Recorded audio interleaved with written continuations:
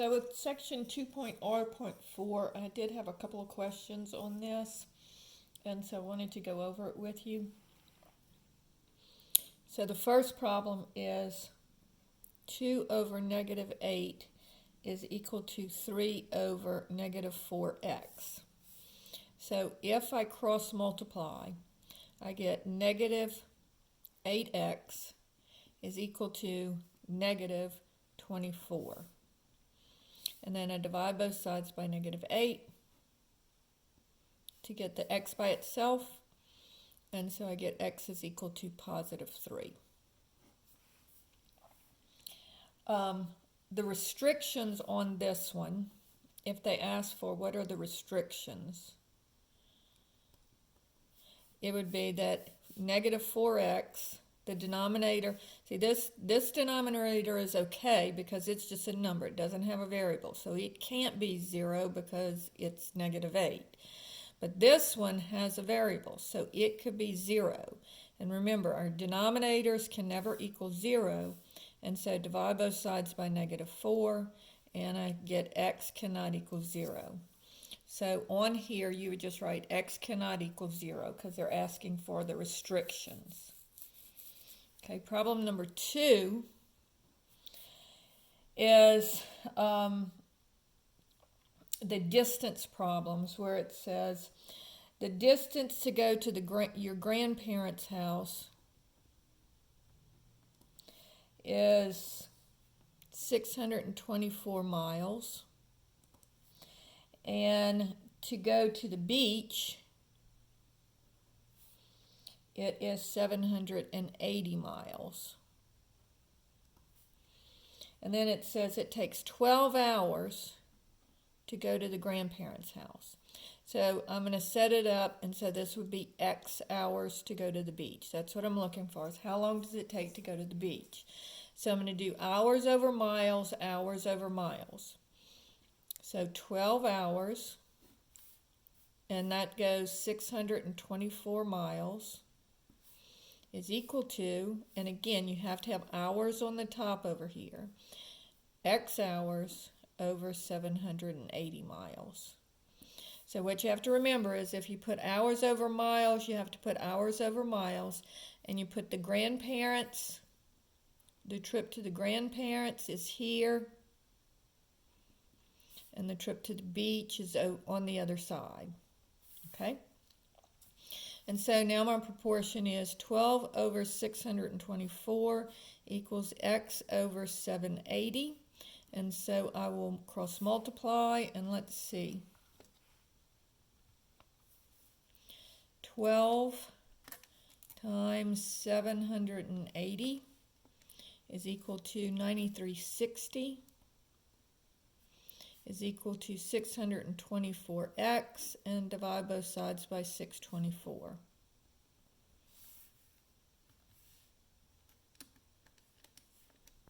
And you get 15. And remember, this is a word problem, so it would be 15 hours to get to the beach. Another word problem that they had triangles, and I'm going to do 2 sets of these because I had a specific question on this one. So if I have a triangle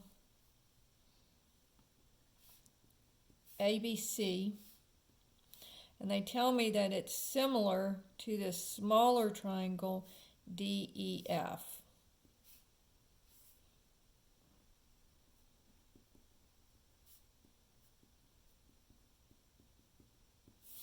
And they know that this is 5, and then they want you to find out what X and Y are. So when you're doing the triangles, what you're going to do is you're going to go smaller triangle over bigger triangle, because we're looking for the smaller triangle. So it's smaller triangle over bigger triangle, smaller triangle over bigger triangle, smaller triangle over bigger triangle. And all you have to do is make sure that you do the bottom with the bottom, the left side with the left side, and the right side with the right side. So if I'm doing my left sides first, I would say x over 13 is equal to, and then I go to the two that I know, 5 over 12. And so then you can either cross multiply or just multiply both sides by 13, because what's with the x is the 13, it's division. And so to undo the division, I'm going to use multiplication. So the 13s will cancel, and I'll get x is equal to 65 over 12. And then if I do y, I'm going to do the same thing. So y over its corresponding side on the bigger triangle, so it would be y over 5 is equal to, and then I'll go back to my 5 and 12 because that's the ones that they gave me originally. So this would be equals to 5 over 12. And then again, I can just multiply both sides by 5 because this is division. And so I get y is equal to 25 over 12. And that would be my answer for x and y. Okay, if I have problem number 4, I'll do another triangle problem. And again, ABC is similar. And you see, this is a little formula for similar. And that means that the ratios of the sides are the same. So if I have this triangle, 8, 6, 10 is ABC. And then triangle D, EF is actually bigger.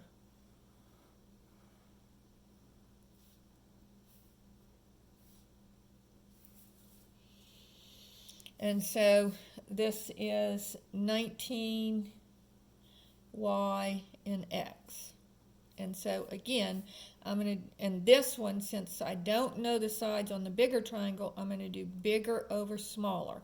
And you can do it either way, but it's just easier if you do it that way. So this would be y over 6, if I'm looking for y. So y over 6, 6 is the one that corresponds with the y. And then I'm going to do bigger triangle over smaller triangle. So this would be 19 over 8. And then to solve for y, I'm just going to multiply both sides by 6.